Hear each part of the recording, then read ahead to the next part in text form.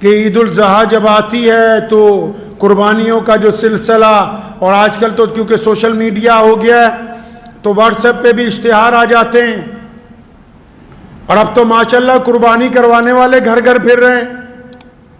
ایک دور تھا کہ خود کرنی پڑتی تھی، اب تو قربانی کروانے والے بندے گھر گھر پھر رہے ہیں، حصہ ڈال لو، حصہ ڈال لو۔ حصوں کا قصہ بھی سن لو۔ یہ حصوں کا قصہ کیا ہے بھائی؟ ایک بڑے جانور میں 7 حصے پڑ سکتے، تو ہمارے ہاں کچھ لوگوں نے حصوں کا قصہ بنا ڈالا۔ اب آپ سوچیں گے کہ کون سا حصوں کا قصہ ہے؟ اشتہار آ رہے ہیں، 250 روپے کا حصہ لے لو، 550 کا حصہ لے لو، 750 کا حصہ لے لو، 1000 روپے کا حصہ لے لو، 1200 کا حصہ لے لو، 1500 کا حصہ لے لو۔ اکثر جب یہ حصوں کی بات ہوتی تو ذہن اس طرف جاتا ہے کہ اتنے کم پیسوں میں اب جانور ملنے لگے ہیں کہ بس 1500 کا حصہ پڑ جائے گا۔ اب اگر تحقیق کی جائے، پتہ کیا جائے بھی آخر اتنی غربت ہے ملک میں، اگر بہت دور کے صوبوں کو بھی پکڑ لیں اتنی غربت ہے کہ 1500 روپے میں بھی قربانی ہو جائے گی، پتہ لگا وہ آن لائن ہی ہو رہی ہے۔ وہ جو قربانیاں کروا رہے ہو آن لائن ہی ہو رہی ہے۔ وہ جو فیس بک پہ، واٹس ایپ پہ بکرا بڑا اور جانور بنا آتا ہے، بس وہ آن لائن ہی، مطلب رسید کٹوا دو، آن لائن ہی قربانی ہو جائے گی۔ اور میں نے یہ سوچا کہ اتنا بڑا فراڈ چل رہا ہے، گنتی کے چند بڑے اداروں کو چھوڑ کے، گنتی کے چند لوگوں کو چھوڑ کے جو مخلص ہیں، ان کے علاوہ ڈاکہ ڈال دیا قربانی کے اوپر لوگوں نے بھی کہ بھائی حصہ ڈال لو، حصہ ڈال لو۔ کتنے کا حصہ؟ بھائی 1000 روپے کا حصہ ہے، 500 کا حصہ ہے۔ میں کہا چلو بھائی اس کے گھر میں حصہ پڑ رہا ہے جس کو تم دے رہے ہو، کم از کم اس کو، یہ تمہیں تو قربان کر ہی رہا نا ماشاءاللہ۔ ایسا کون سا صوبہ ہے بتاؤ تو صحیح، ایسی کون سی جگہ ہے بھائی جہاں 1000 روپے میں قربانی ہو جاتی ہوگی؟ کوئی 2023 چل رہا ہے، اتنے بچے ہو۔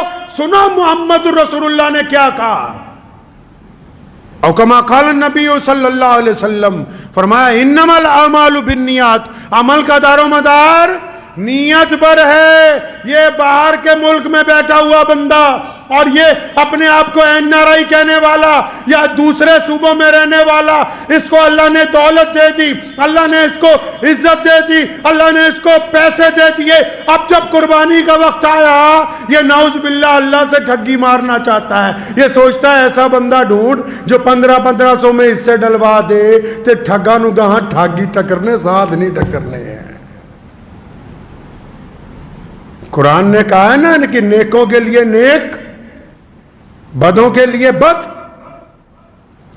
اب جو اللہ کو دھوکہ دینا چاہتے ہو، بہترین مال ہونے کے باوجود یہ سمجھتے ہو کہ نہیں اگر چھوٹا جانور خریدیں گے 25-30 ہزار لگیں گے، 1500 میں بس اپنا فرض ادا کر لے، تو بس وہ تمہاری نیت ایک اپنے دل کو بہلانے کی تھی، بس پھر وہ دل کو ہی بہلایا گیا ہے، کیونکہ اللہ آپ کی نیت کو جانتا ہے، کیونکہ 1000-1500 میں کوئی فرض ادا ہونے والے ہے نہیں ہے۔